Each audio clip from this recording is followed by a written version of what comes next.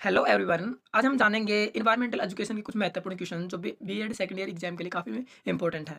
तो चलो शुरुआत करते हैं। सबसे पहले हम जानेंगे आइडिया ऑफ ग्रीन करिकुलम्स कि मतलब हरित पाठ्यक्रम के बारे में आप क्या समझते हैं। तो नाम से ही पता चल रहा है ग्रीन मतलब हरित मतलब अपने इन्वायरमेंट के बारे में, अपने पर्यावरण के बारे में। तो चलो शुरुआत करते हैं, इसके पढ़ के देखते हैं। यह है मार्गदर्शन पाठ्यक्रम में जलवायु परिवर्तन और स्थिरता के लिए एक समग्र दृष्टिकोण के लिए युवाओं की ओर से की गई अपील का जवाब देता है। यह इस बारे में एक आम भाषा की रूपरेखा तैयार करता है कि किस तरह से गुणवत्तापूर्ण जलवायु परिवर्तन और स्थिरता को पाठ्यक्रम में प्रति आयु समूह 5 वर्ष से लेकर 18 वर्ष या इससे अधिक आयु वर्ग तक आजीवन सीखने के दृष्टिकोण से हित के लिए अपेक्षित सिखाने के परिक्रम निर्धारित करके दर्शाया जा सकता है। कहने का मतलब क्या है कि दिन प्रतिदिन हो रहे जलवायु परिवर्तन को ध्यान में रखते हुए युवाओं को अपने पर्यावरण के प्रति क्या करना, जागरूक करना ही क्या अपना हरित पाठ्यक्रम का उद्देश्य है। पाठ्यक्रम को हरा-भरा बनाने का अर्थ है प्रकृति को शिक्षक के रूप में स्वीकार करना, बाहरी वातावरण को कक्षा के रूप में स्वीकार करना तथा हमारे पाठ्यक्रम में सबसे महत्वपूर्ण शिक्षण उद्देश्य के रूप में भावी पीढ़ियों के लिए जीवन को बनाए रखना। अब हम बात करेंगे प्रत्येक स्तर के लिए विकासात्मक रूप से उपयुक्त स्थिरता पर ध्यान केंद्रित करना।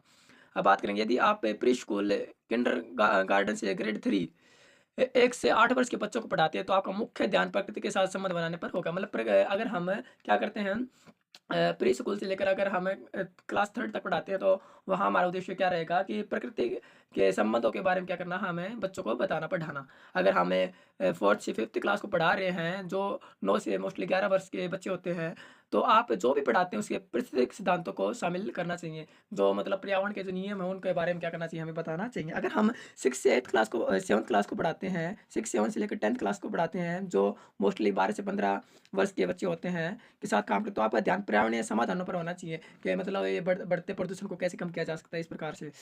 यदि हम 11 से 12वीं क्लास को पढ़ाते हैं जो ऑन एन एवरेज 16 से 18 वर्ष के बच्चे होते हैं, तो आप अपने विषय क्षेत्र में सतत विकास को शामिल करने के तरीकों को तलाश करना चाहिए। ठीक है, अब हम बात करेंगे 3 आवश्यक एकीकृत विषय कौन-कौन से हैं। सबसे पहला विषय पाठ्यक्रम मॉडल की नींव के रूप में प्रस्तावित नैतिकता। सेकंड जलवायु परिवर्तन, ग्लोबल वार्मिंग और नवीनीकरण ऊर्जा पर व्यापक ध्यान। अगर थर्ड की बात करें तो पर्यावरण और पारिस्थितिक तंत्र का स्वास्थ्य स्वास्थ्य हम जो कुछ भी पढ़ाते हैं उसकी पृष्ठभूमि के लिए रूप में। अब बात करेंगे हम नेक्स्ट क्वेश्चन की, what do you mean by eco club, कि इको क्लब से आप क्या समझते हैं।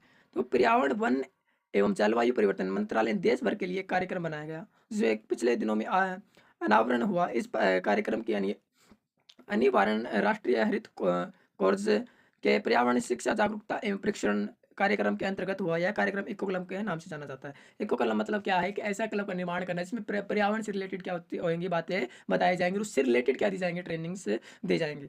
अब बात करेंगे इको क्लब के उद्देश्य की। इको क्लब के उद्देश्य क्या क्या थे। सबसे पहले पाठशालाओं के बच्चों को पर्यावरण के विषय में जानकारी देना। जितने भी मतलब विद्यालय में जो बच्चे हैं उनको क्या करना, पर्यावरण के बारे में जानकारी प्रदान करना। पर्यावरण के संरक्षण के लिए उन बच्चों से विभिन्न गतिविधियों के माध्यम से निरीक्षण, प्रयोग, संरक्षण, अभिलेखन, विश्लेषण और तर्क बुद्धि की क्षमता सृजित करना। मतलब पर्यावरण के बारे में बच्चों को क्या करना, जागरूक करना। सामुदायिक गतिविधियों के माध्यम से पर्यावरण एवं उनके संरक्षण की दिशा में उचित मनोवृत्ति उत्पन्न करना। सतलों पर ले जाकर वहां प्रदर्शन करके बच्चों में पर्यावरण को और विकास ये संबंधित समस्याओं के प्रति संवेदना प्रदान करना। अलग अलग जगह पे ले जाकर बच्चों को क्या करना, जागरूकता प्रदान करना। बच्चों में तार्किक और स्वतंत्र विचार को बढ़ावा देना जिससे कि वे वैज्ञानिक जिज्ञासा की भावना के साथ उपयुक्त चयन करने में समर्थ हो सके। बच्चों को पर्यावरण संरक्षण से संबंधित परियोजनाओं में सम्मिलित कर उनके मस्तिष्क को उत्प्रेरणा देना आदि।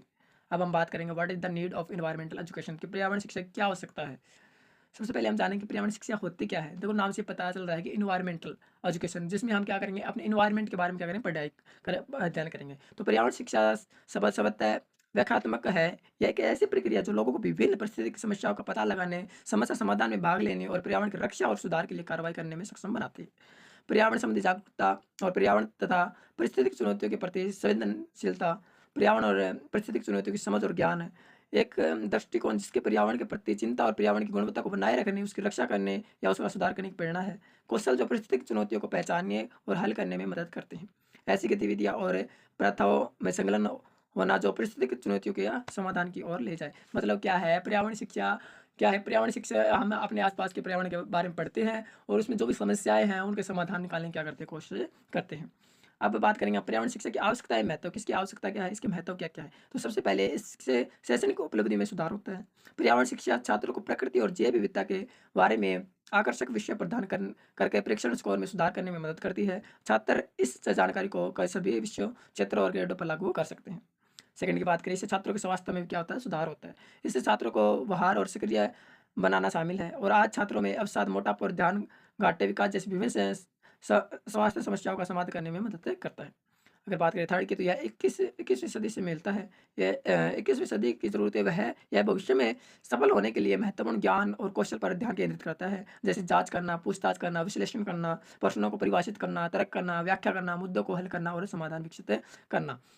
यह नेतृत्व गुणों को विकसित करता है। यह क्या करता है, नेतृत्व गुणों को, लीडरशिप जो क्वालिटीज हैं उसको क्या करता है, विकसित करता है। पर्यावरण गुण दूसरों के साथ सहयोगात्मक सीखने, आलोचनात्मक सोच और चर्चाओं पर जोर देते हैं और वास्तविक दुनिया के अनुप्रयोगों के साथ कार्य रणनीतियों पर ध्यान केंद्रित करते हैं।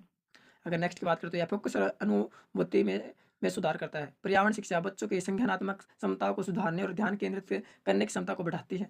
जिन छात्रों को ध्यान अभाव विकार है, उनके उन्हें प्रकृति के अधिक संपर्क से लाभ होता है। किसी छात्र का अधिक दैनिक वातावरण जितना हरा भरा होगा, उनके लक्षण उतने ही अधिक प्रबंधनीय होते हैं। यह उत्साही छात्रों का निर्माण करती है। पर्यावरण शिक्षा पूरे पाठ्यक्रम में व्यवहारिक संबंध, वास्तविक दुनिया और प्रामाणिक सीखने के कई अवसर प्रदान करती है। बच्चों के जीवन की प्रासंगिकता उन्हें पारंपरिक शिक्षा शास्त्र से कहीं अधिक प्रेरित और संलग्न करती है। अब हम बात करेंगे what is the role of teacher and school for environmental education, के पर्यावरण शिक्षा के लिए शिक्षक और विद्यालय की क्या भूमिका है। सबसे पहले हम बात करेंगे कि स्कूलों की क्या भूमिका है जागरूकता के लिए। तो सबसे पहले पर्यावरण जागरूकता सतत विकास में महत्वपूर्ण पहलू है और स्कूल इसे बढ़ावा देने में महत्वपूर्ण भूमिका निभाता है। जलवायु परिवर्तन और अन्य पर्यावरण मुद्दों के बारे में बढ़ती चिंता के साथ यह जरूरी है कि स्कूल को जागरूकता और जिम्मेवार नागरिक बनाने के लिए अपने पाठ्यक्रम में पर्यावरण शिक्षा को शामिल करना चाहिए। यह ब्लॉक गुड़गांव के साथ साथ पूरे देश में पर्यावरण जागरूकता को बढ़ावा देने में शिक्षक स्कूलों की भूमिका और ऐसे प्रयासों को लाभ पर चर्चा करता है। अगर नेक्स्ट की बात करें, पर्यावरण शिक्षा प्रदान करता है, अभियान और गतिविधियों के माध्यम से जागरूकता पैदा करता है, शिक्षार्थी को परिवर्तन का हिस्सा बनाने के लिए प्रोत्साहित करता है, व्यापक समुदाय को साथ जोड़ना। मतलब स्कूल की क्या क्या जिम्मेवारी है, क्या करता है, बच्चों को पर्यावरण शिक्षा क्या करता है, प्रदान करता है और अलग अलग गतिविधियाँ कराता है, पोस्टर मेकिंग वगैरह, स्लोगन राइटिंग वगैरह, ऐसे कॉम्पिटिशन करवाता रहता है। अब बात करें पर्यावरण शिक्षा में शिक्षक की भूमिका क्या है, तो शिक्षक पाठ्य सहगामी क्रियाओं के आयोजन द्वारा पर्यावरण चेतना विकसित करने हेतु पर्यावरण भूमिका निभाई जा सकती है। वृक्षारोपण, हरी भरी वाटिकाओं का संरक्षण करना तथा कराना, पार्कों एवं जलाशयों की सफाई करवाना तथा स्वच्छता के प्रति जन साधारण को जागरूक बनाने हेतु स्थान स्थान पर छात्रों द्वारा स्पष्ट एवं सुंदर अक्षर लिखे हुए संदेश को क्या करवाना, लगवाना। मतलब टीचर का काम क्या क्या है कि वो बच्चों को क्या करेगा कि मतलब वृक्षारोपण करवाएगा, हरी भरी वाटिकाओं का क्या करवाएगा, संरक्षण करवाएगा, पार्क तथा जलाशय की क्या करवा के साफ सफाई करवा के बच्चों को क्या करेगा, जागरूक करेगा पर्यावरण के प्रति। पर्यावरण के तीनों स्वरूप भौतिक, सामाजिक और मनोवैज्ञानिक में उत्पन्न प्रदूषण व विकृतियों के स्वरूपों को विश्लेषित एवं मूल्यांकित करने में शिक्षक की सहायता महत्वपूर्ण हो सकती है। पर्यावरण संबंधी फिल्में, नियमित लेखों एवं रिपोर्टों को सूचित करने तथा पूर्व निर्मित सामग्रियों को अपेक्षित सुधार लाकर उन्हें सूक्ष्म रूप में समझने में छात्रों की सहायता कर सकता है।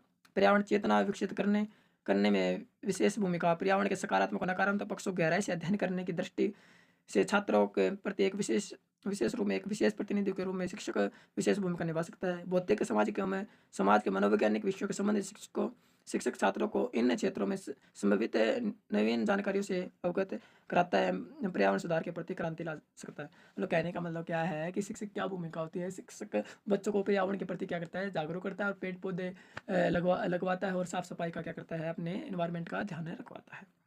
Thank you. I think video समझ आई हो।